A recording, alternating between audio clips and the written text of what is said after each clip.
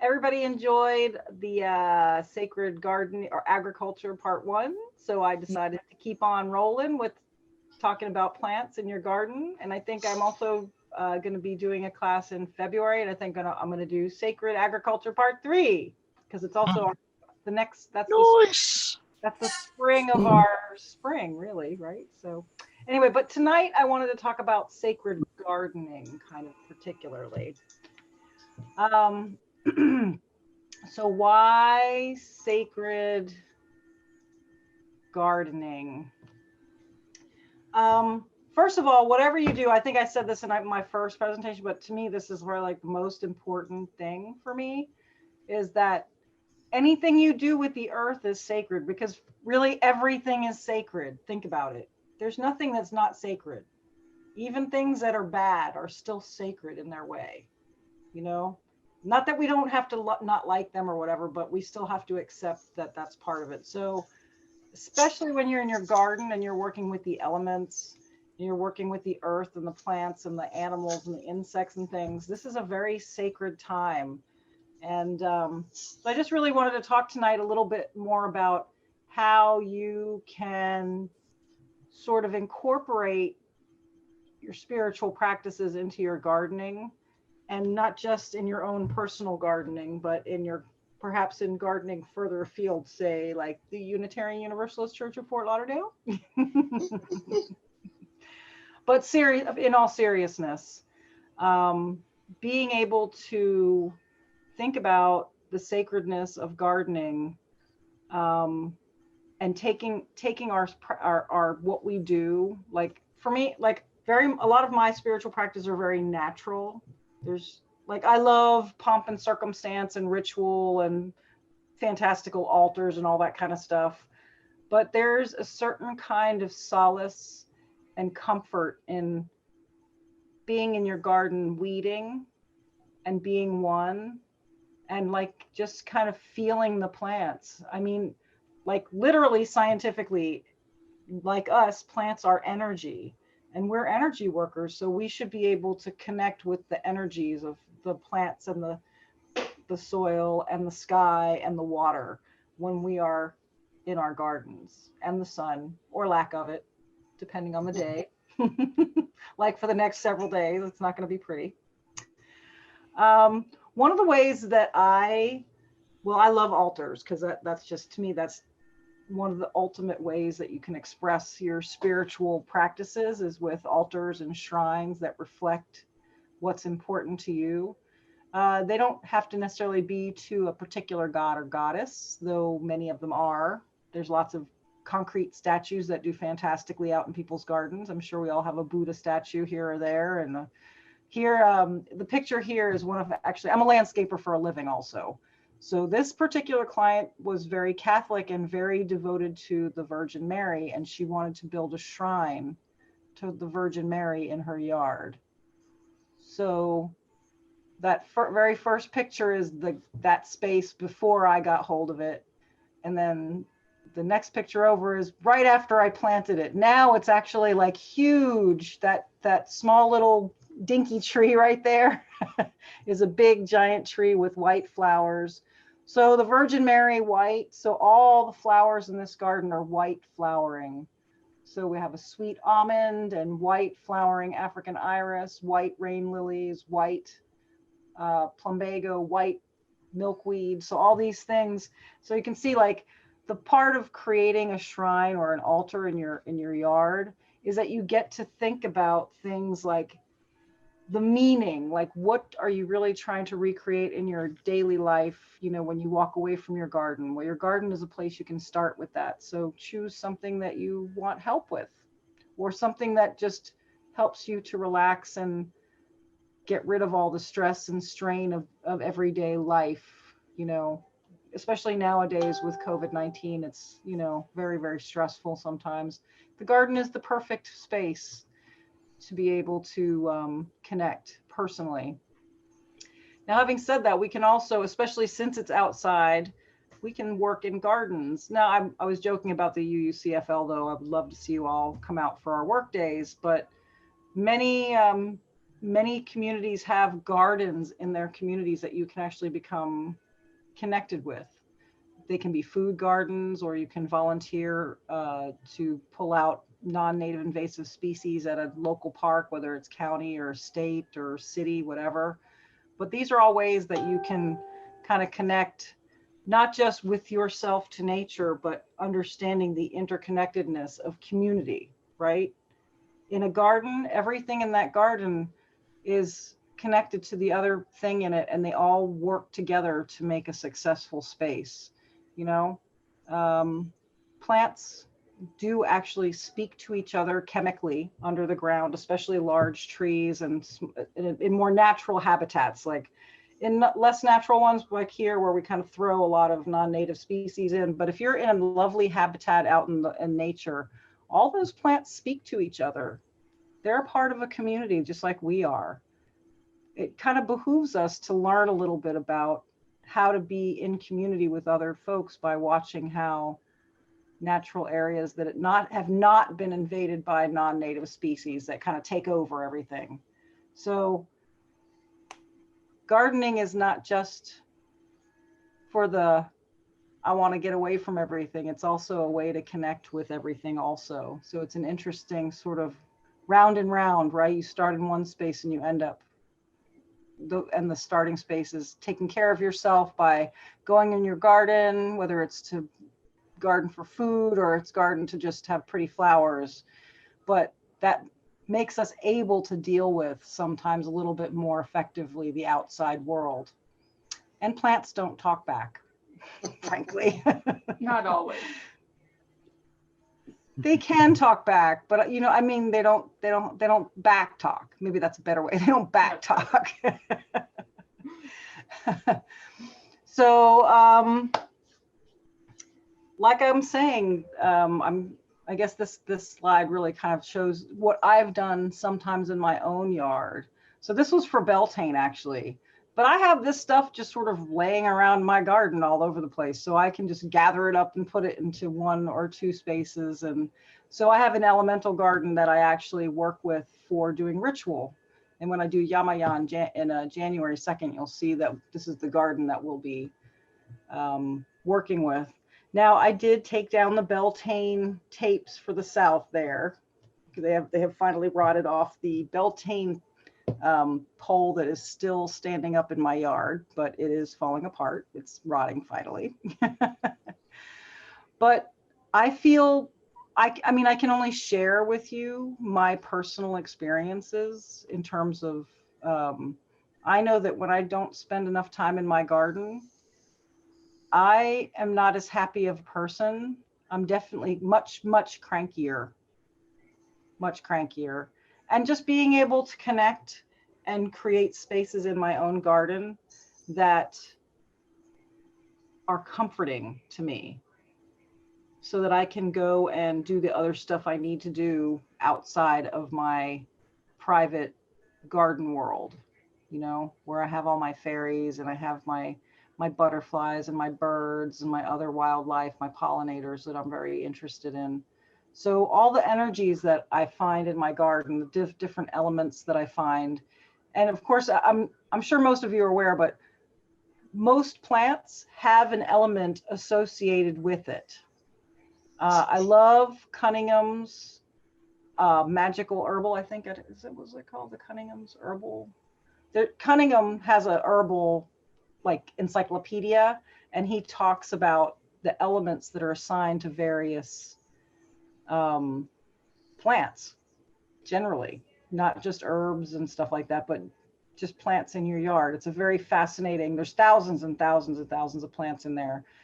And if you're trying to achieve something, sometimes you can use this just like you would alter in your own home, but it's outside, you know, maybe a little bit more open to the elements. We are pagans after all, right? We're supposed to be earth huggers and earth worshipers, right? So it just behooves us that we should be out there in our gardens doing that kind of stuff and knowing that we can use those energies for everything, from healing to being happy to connecting with others and with the earth itself.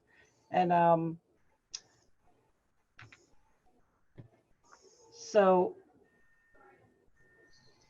I've already talked a little bit about how you can engage with your garden more fully. But these are two other landscapes that I've done, and the one to the left with the lady and the pouring water into the little fountain there. There's actually a bench right where the triangle that says, how can you engage with your garden more? I love creating pathways in my gardens and benches and little, I call them vignettes in my head anyway, of little spaces that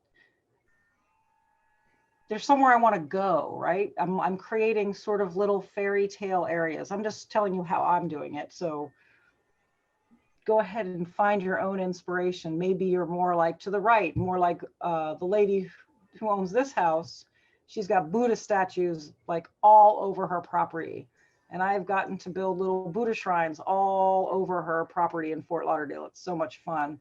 But you can see like it's very relaxing. This is right, you can't see it in this picture, but just to the left of this Buddha is her swimming pool, which is a really cool swimming pool.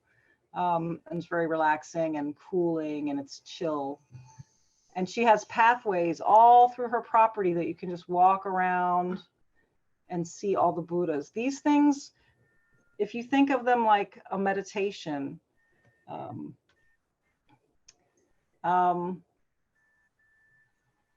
for me, time in my garden is my biggest meditation time, to be honest.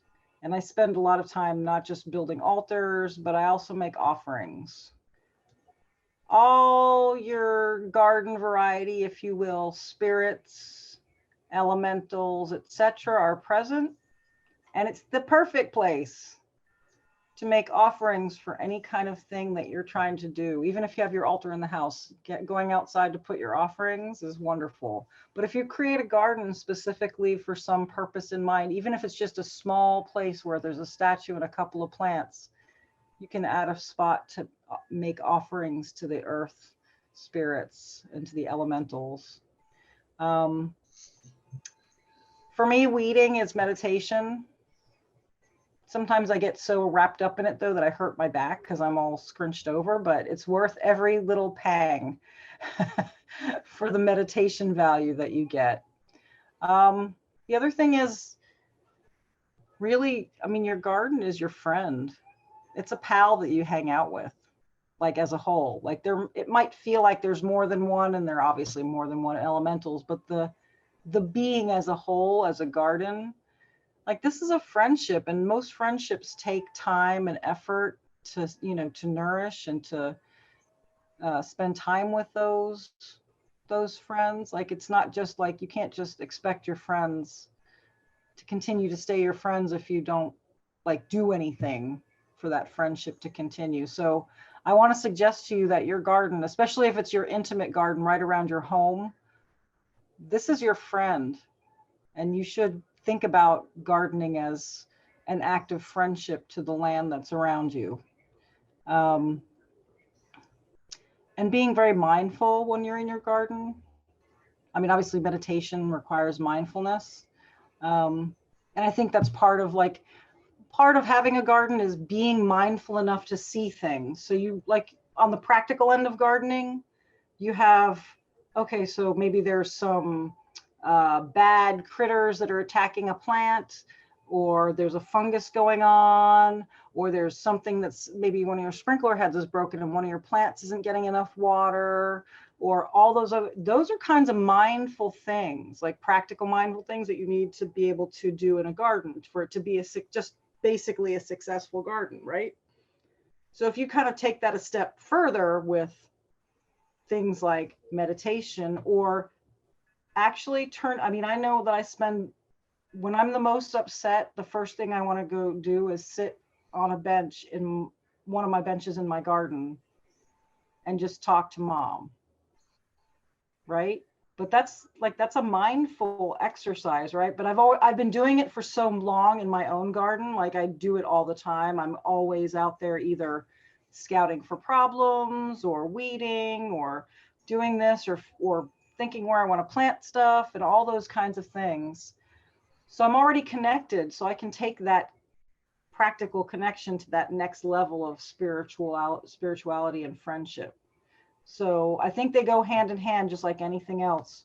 You know, like my spirit sister here, Sarah, like we spend time together, you know, to build that kind of relationship. It's part of the benefits of gardening that many people don't, maybe they don't name them, maybe they do feel them, but they don't necessarily name them. And then maybe they don't utilize them as often as they could to have better outcomes. And especially don't forget in your garden to grow plants for your magical workings. So there's so many plants that you can grow. And so here in South Florida, we're kind of lucky because the Yoruban traditions such as Santeria and Candomblé and Voodoo and things like that, many of those traditions, particularly Santeria, actually have books on magical plants that you can grow here, so that they're not the books like the Celtic magic books that are great for up north or in England, but we're in tropical South Florida. So what the heck, right? So there's actually several books, both Voodoo and Santeria, but particularly Santeria, that will give you lists of magical plants that you can grow here. Many you will recognize, and they will tell you things like what element is associated with it, what gods and goddesses are associated with that particular plant, et cetera, what, you know, what function it serves, you know, whether it can be for protection or healing or love or whatever you need. And better to have a plant that you can grow in your yard, right? You can just walk out in the back as if you're doing some kind of ritual and you suddenly need something for protection, right? So there's quite a few different plants that are local, that are more relevant to a tropical environment that you can grow. It's kind of fun. I have lots of cuttings if you want them. Just let me know after this, and I'm happy to share some things.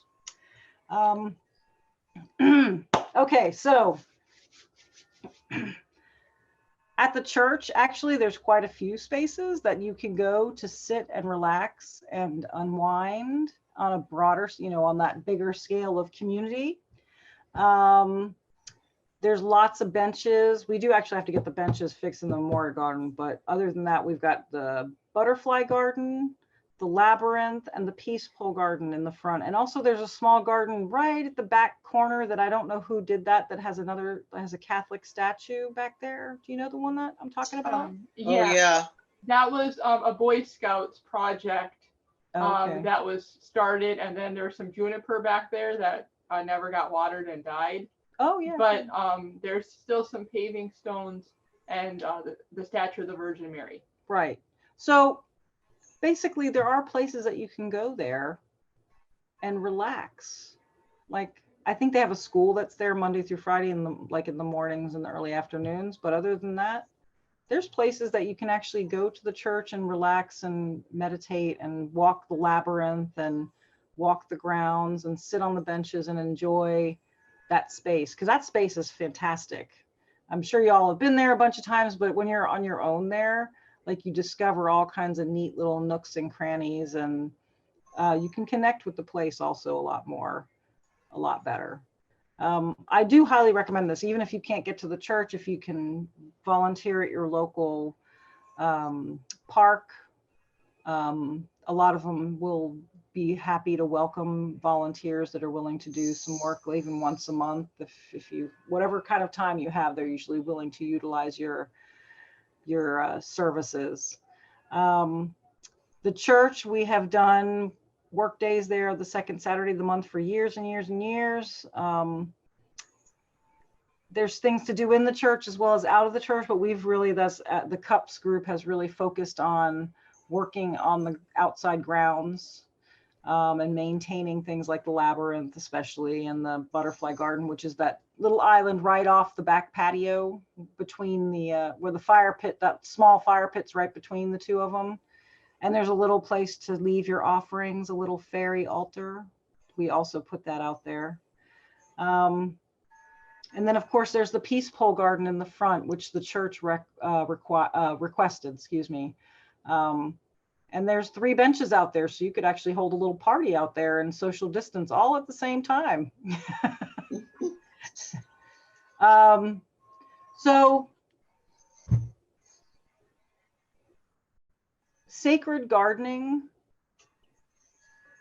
to me is sort of a part of sacred agriculture. I guess they're completely intertwined in a way you can't really disentangle them for sure.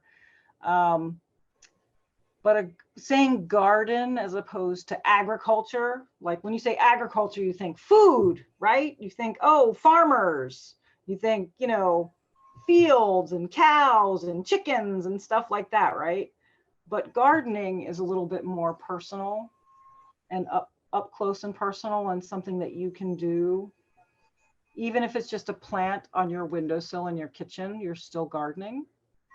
You know, it's something that you can take to that small, intimate, personal level. Perhaps it's a little less scary than agriculture because it's, you know, like I say, it can be just a plant on your windowsill that can incorporate a garden. And I do highly recommend that if you don't have outside space that you do, maybe if you have a balcony or you have a pretty sunny window or something like that, bring those plants in. Aside from anything else, inside plants will clarify the air in your home as well. Most of them have a high capacity, especially pothos. That's like the highest, according to NASA, it is the one that takes the most amount of toxins out of the air. So if you're in your house, pothos, you know, that vine that you see growing everywhere in people's homes, that's the one that, there's a reason why it's so successful. Just make sure it's safe for pets. Yes, don't let your cats or dogs eat it. Probably not a good idea. It's a philodendron there. Most of them are not very good for animals. So, but I do recommend thinking about that garden concept, you know, and bringing it home, bringing it more close and up and personal, making it so that it's something that you can connect with.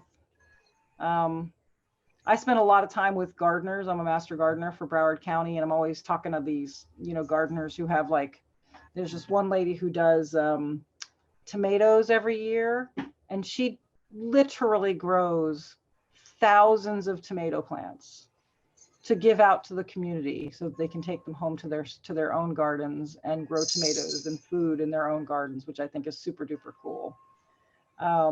So look for programs. If you're really interested in gardening, look for programs, look for places where you can express yourself, because especially, I know that now it's very hard with COVID-19, but at least when you're gardening, you're outside.